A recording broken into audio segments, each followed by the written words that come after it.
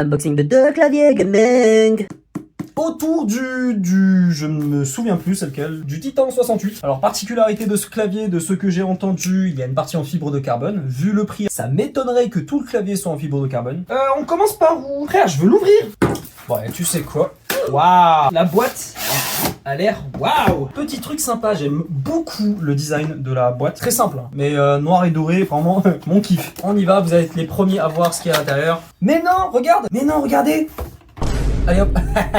Donc, des affiches en chinois. Comme d'hab, le clavier, dust cover et les accessoires. On commence toujours par les accessoires. L'habituel, c'est le câble, keycap spooler, switch pooler. On va voir si on a des petits trucs supplémentaires. On a deux switches de rechange, vraiment cool. Si certaines touches déconnent, au lieu d'acheter un nouveau clavier, c'est vraiment cool. Keycap switch pooler comme d'hab. Et on a un câble tressé, vraiment cool. Oh, il est doux. Hey. Ah, il est vraiment doux. Non, il est douceur. Ah, oh. Hey, tu m'excites, toi. Hop là, on y va. 3, 2, 1. Oh, d'accord.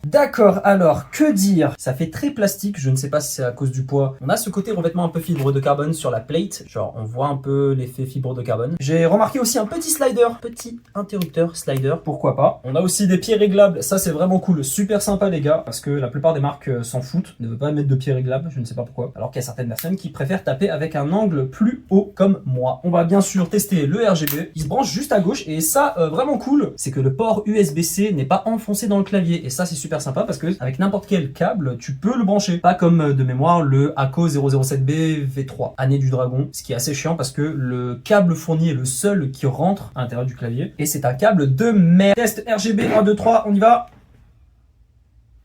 Rien du tout. Alors est-ce que c'est parce qu'il n'a pas de RGB? Je vais aller regarder ça tout de suite. Ah non, c'est juste que d'accord. Hein? Attends, ok, ah ouais putain, il est particulier hein. Ok, il n'y a pas un port USB, il y en a deux. Et c'est à ça que sert le slider, d'accord, donc. Mais pourquoi faire? Genre vraiment, pourquoi faire les gars? Bon, à mon avis, c'est si t'as deux PC, mais d'accord, mais ok, pourquoi pas. Ah, voilà, donc alors, le RGB, comme il y a la lumière, je vois bien les lettres. À mon avis, dès que je vais éteindre, je vais avoir du mal à lire le clavier. Ouais, ça va, hein, en vrai. RGB, plutôt sympathique, hein, sans plus. On va passer maintenant au sound test.